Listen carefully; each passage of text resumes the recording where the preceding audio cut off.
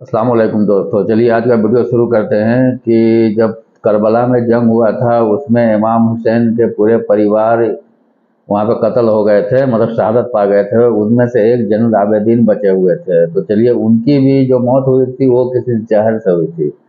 तो चलिए उनको किसने जहर दिया था और क्यों जहर दिया था, तो चलिए उनका वीडियो देखते हैं और सुनते हैं इमाम हुसैन उनका के बेटे के क्या बोलते जिनको स्टोरी। आमतौर पर इमाम ज़ैनुल आबिदीन या फिर इमाम सज्जाद के नाम से भी याद किया जाता है, वो 10 मुहर्रम के दिन होने वाली इस जंग बेशक। के वक्त मौजूद तो थे, करबला के मैदान में भी थे, मगर क्योंकि बेहद बीमार थे, सख्त बीमार थे, इस वजह से वो इस जंग में हिस्सा ना ले सके थे। और यही वजह थी कि वो इस जंग में शहीद न होने वाले इकलौते मर्द थे, वरना तो पूरा का पूरा खानदान, उनके सारे ही हमदर्द, उनके सारे ही साथी इस जंग में शहीद कर दिए गए थे। और शहीद न होने की वजह से बाद में हज़रत इमाम हुसैन के वो ऐसे इकलौते बेटे भी थे कि जिनसे हज़रत इमाम हुसैन या फिर ये कहिए कि अहले बैत की नस्ल आगे बढ़ सकी थी। मगर दोस्तों, हैरानी की बात तो ये है कि जंग करबला में बच जाने वाले हज़रत इमाम ज़ैनुल आबिदीन की वफ़ात भी कोई नॉर्मल वफ़ात नहीं हुई थी, बल्कि उनको इस जंग के ठीक 35 साल के बाद जहर देकर ही शहीद किया गया था। इसीलिए सवाल ये है कि आखिर हज़रत इमाम ज़ैनुल आबिदीन को जहर क्यों दिया गया था और किसने दिया था? वो कौन इंसान था कि जिसने अपने दौर के सबसे नेक और सबसे सादा मिजाज इंसान को जहर देने की हिम्मत की थी? RH नेटवर्क की नॉलेजेबल फ्रेंड, सबसे पहले तो मैं आप लोगों को ये बताता चलूं कि हज़रत इमाम ज़ैनुल आबिदीन का जो असली नाम है वो अली इब्न हुसैन है, जो दरअसल उनके दादा यानी कि हज़रत अली शेर खुदा के नाम पर ही रखा गया था। आज के दौर में दुनिया के चाहे किसी भी अली इलाके का इब्न रहने वाला हुसैन मुसलमान असली हो, नाम है। किसी भी ज़बान से उसका ताल्लुक हो, किसी भी ग्रुप से वो बिलोंग करता हो, सभी लोग हज़रत इमाम ज़ैनुल आबिदीन को बहुत ज़्यादा रिस्पेक्ट देते हैं और बहुत ज़्यादा अहमियत देते हैं। जहाँ एक तरफ शिया लोगों में उनका जो बड़ा ग्रुप है असना अशरी, वो लोग इनको अपना चौथा इमाम मानते हैं, तो इस्माइली शिया इनको अपना तीसरा इमाम मानते हैं। वहीं दूसरी तरफ सुन्नियों में भी इनकी अहमियत का अंदाज़ा इस बात से लगाया जा सकता है कि कुरान के बाद सुन्नियों की जितनी भी पवित्र किताबें हैं, चाहे वो सही बुखारी हो, सही मुस्लिम हो या इस तरह की और किताबें हों, सभी में आप लोगों को हज़रत इमाम ज़ैनुल आबिदीन से ली गई बेशुमार हदीसें मिल जाएंगी। इसके अलावा भी बड़े बड़े स्कॉलर्स ने हर दौर में इनकी नॉलेज से न सिर्फ मदद ली है बल्कि बहुत ज़्यादा फ़ायदा हासिल किया है। अली इब्न हुसैन यानी कि हज़रत इमाम ज़ैनुल आबिदीन अपने दौर के सबसे नेक इंसान थे।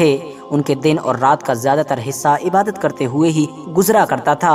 यही वजह थी कि उस दौर के लोगों ने और उस दौर के आलिमों ने उनको ज़ैनुल आबिदीन का नाम दिया था। हिस्टोरिकल एविडेंसेस बताते हैं कि 10 मुहर्रम के दिन होने वाली इस जंग के वक्त हज़रत इमाम ज़ैनुल आबिदीन बहुत ज़्यादा बीमार थे, जिसकी वजह से वो जंग में शरीक ना हो सके थे। और बाद में जब हज़रत इमाम हुसैन की शहादत हो गई थी तो शिमर अपने साथियों के साथ हज़रत इमाम ज़ैनुल आबिदीन के पास आया और उसने अपने सिपाहियों को ऑर्डर दिया कि इस मरीज को भी कत्ल कर दो। मगर बाद में उसके साथियों में से ही एक ने कहा, क्या तुम एक ऐसे इंसान को कत्ल करना चाहते हो जो बहुत ज़्यादा बीमार तो है ही, मगर साथ ही साथ उसने हमारे खिलाफ इस जंग में हथियार भी नहीं उठाए हैं? इतने में वहाँ पर उमर बिन साद भी आ गया और उसने कहा कि इन औरतों के साथ साथ इस मरीज को कोई भी हाथ नहीं लगाएगा। अशूरा के बाद जब यजीदी फौज अहले बैत को कैदी बनाकर कूफा की तरफ ले गई थी तो उन कैदियों में हज़रत इमाम ज़ैनुल आबिदीन भी शामिल थे।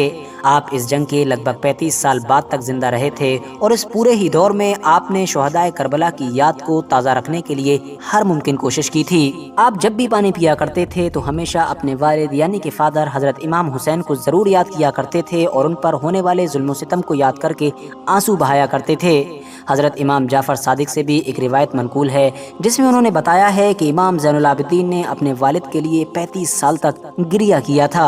आप दिनों में रोज़ा रखा करते थे जबकि आपकी रातों का ज़्यादातर हिस्सा इबादत में गुजरा करता था। आपके सामने जब भी खाने पीने की कोई भी चीज़ आती थी तो आप हमेशा अपने वालिद और अपने तमाम घर वालों को याद करके रोने लगते थे। इस कदर रोते थे कि आपके आंसू उस खाने में मिल जाया करते थे। और आप जब तक हयात रहे तब तक आपका बिल्कुल यही दस्तूर रहा। जंगे करबला के बाद आपकी ज़िंदगी के ये 35 साल भी बहुत ज़्यादा मुश्किलों से भरे हुए थे और दुश्वारियों से भरे हुए थे। वजह ये थी कि क्योंकि सल्तनत बनु उमैया के जो हुक्मरान थे वो आपसे खतरा महसूस किया करते थे और आपके ऊपर नजर रखा करते थे। इमाम ज़ैनुल आबिदीन जानते थे कि उनका कोई छोटा सा कदम भी उनके लिए बहुत ज़्यादा खतरनाक साबित हो सकता है। ऐसे माहौल में भी आपने हमेशा सब्र किया, बावजूद इसके कि आपके आसपास में रहने वाले बेशुमार लोग उस दौर में हुक्मरानों के करीब रहने के लिए और हुक्मरानों के चहीते बनने के लिए और बड़े बड़े ओहदे और नेमत हासिल करने के लिए आपके सामने ही आपके घर वालों पर लान तान किया करते थे।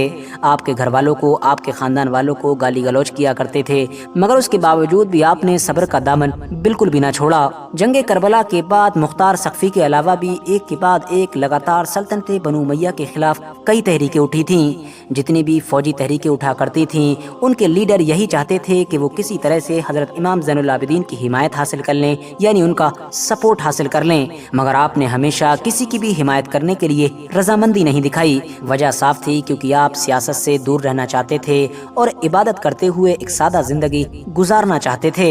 वर्थ नोटिसिंग बात यह है कि जंग करबला के बाद सल्तनत बनु उमैया के खिलाफ जितनी भी फौजी तहरीकें उठीं, वो सब आम लोगों के सामने यही ऐलान किया करते थे कि हमारा मकसद सल्तनत बनु उमैया को गिराकर कोई हुकूमत करना नहीं है, बल्कि हम तो ये हुकूमत बनु उमैया से छीनकर उन लोगों को देना चाहते हैं कि जो इसके असली हकदार हैं। यानी वो लोग अहले बैत की तरफ इशारा किया करते थे और ये कहना चाहते थे कि अहले बैत ही खिलाफत के असली हकदार हैं। और यही वो चीज़ थी कि जो सल्तनत बनु उमैया को सबसे ज़्यादा परेशान किया करती थी और जिसकी वजह से सल्तनत बनु उमैया के जो हुक्मरान थे, यानी कि जो बादशाह थे, वो हमेशा इमाम ज़ैनुल आबिदीन से ख़तरा महसूस किया करते थे, क्योंकि ज़ाहिर है उस दौर में अहले बैत के यही लीडर थे। साथ ही साथ सियासत से दूर रहने के बावजूद भी उस दौर के आम लोगों के दिलों में जो इज्जत, जो एहतराम हज़रत इमाम ज़ैनुल आबिदीन के लिए था, वो ना तो किसी और हुक्मरान के लिए था और न ही किसी और दूसरे ताकतवर इंसान के लिए था। यही वो सारी चीज़ें थीं कि जो इन सारे हुक्मरानों को बहुत ज़्यादा परेशान किया करती थीं। ये लोग लंबे वक्त से इमाम ज़ैनुल आबिदीन को ख़त्म तो करना चाहते थे, शहीद करना चाहते थे, मगर ज़ाहिर है वो तो पॉलिटिक्स में इन्वॉल्व ही नहीं हुआ करते थे, इसीलिए ये लोग अपने मंसूबों में भी कामयाब नहीं हो पाते थे। आखिरकार सल्तनत बनु उमैया के हुक्मरान वलीद बिन अब्दुल मलिक ने इसका हल ये निकाला कि उसने इमाम ज़ैनुल आबिदीन को जहर दिलवा दिया। जहर की वजह से ही हज़रत इमाम ज़ैनुल आबिदीन की वफ़ात हो गई थी। आपकी वफ़ात 13 अक्टूबर सन 713 ईस्वी में हुई थी और अगर बात कर लें चांद की तारीख के हिसाब से तो वो तारीख थी 25 मुहर्रम 95 हिजरी। आपके बेटे हज़रत इमाम बाकर ने ही आपकी तमाम आखिरी रस्मों को पूरा किया था, यानी कि आपकी जनाजे की नमाज पढ़ाई थी और उसके बाद मदीने के जो मशहूर कब्रिस्तान हैं, जिनको जन्नतुल बकी के नाम से जाना जाता है, उसमें आपको दफना दिया गया था। इमाम ज़ैनुल आबिदीन की वफ़ात से रिलेटेड एक और मशहूर रिवायत ये भी है कि आपकी वफ़ात के बाद आपकी सवारी का जो ऊँट था वो गम की वजह से आपकी कब्र के पास ही बैठ गया था और फिर वहाँ से कभी नहीं उठा था, यहाँ तक कि उसकी भी वहीं पर मौत हो गई थी। फिलहाल दोस्तों, आज की अपनी वीडियो को हम यहीं पर ख़त्म करते हैं। वीडियो अगर इन्फॉर्मेटिव लगी हो तो वीडियो को लाइक करने के साथ साथ अपने दोस्तों के साथ ज़रूर शेयर करें और इसी तरह की नॉलेजेबल और हिस्टोरिकल वीडियोस हमेशा देखने के लिए हमारे इस चैनल को सब्सक्राइब करने के साथ साथ बेल आइकन को भी ज़रूर प्रेस करें।